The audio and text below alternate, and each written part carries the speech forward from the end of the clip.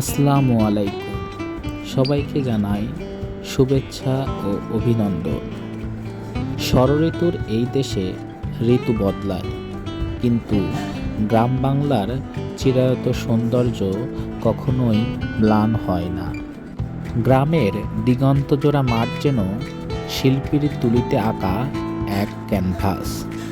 ঋতুভেদে এই ক্যানভাসের রং বদলায়, কখনো সোনালি ধানের শীষে বাতাসের খেলা, আবার কখনো ঘন সবুজ পাটের ক্ষেতে বৃষ্টির ছন্দ।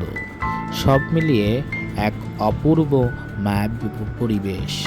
বিশেষ করে ভোরের কুয়াশা ভেজা মেঠোপথ আর শিশুর ভেজা ঘাস গ্রাম বাংলাকে এক অনন্য স্নিগ্ধতা দান করে।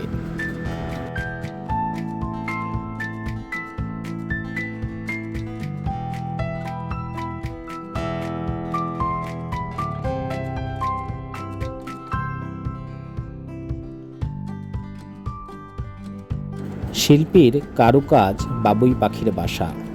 গ্রাম বাংলার প্রকৃতির এক অনন্য স্থাপতি হল বাবুই পাখি।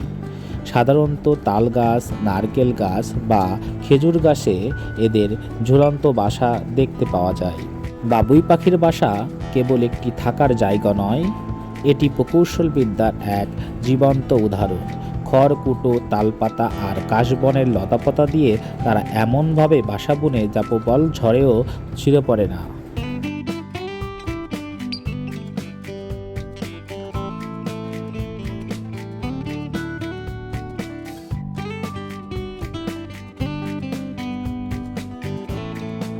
গ্রাম বাংলার নদী, নালা, খাল, বিলের কথা উঠলেই চোখে ভেসে ওঠে রূপালী মাছ আর জাল হাতে ব্যস্ত জেলেদের মাছ শিকারের দৃশ্য। বর্ষার নতুন পানিতে যখন খাল বিল টইটম্বুর হয়ে ওঠে, তখন শুরু হয় জেলেদের রূপালী ফসল আহরণের উৎসব। মাছ ধরা কেবল একটি পেশা নয়, এটি গ্রামীণ বাংলার এক চিরায়ত কৃষ্টি ও সংস্কৃতির অংশ।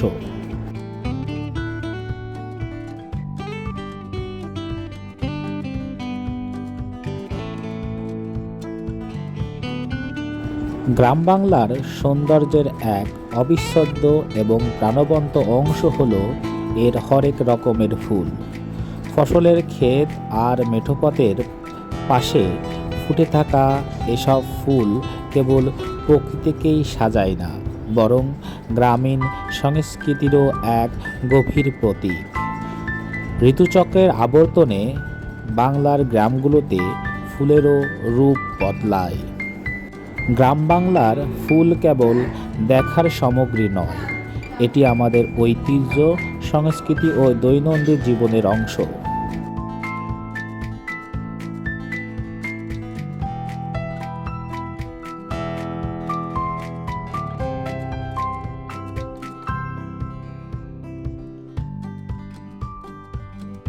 বসন্তের শেষ ভাগে যখন গ্রাম বাংলার গাছে গাছে সজিনা ডাঁটা ঝুলতে দেখা যায়, তখন বোঝা যায় প্রকৃতির এক অমূল্য উপহার আমাদের হাতের নাগালে।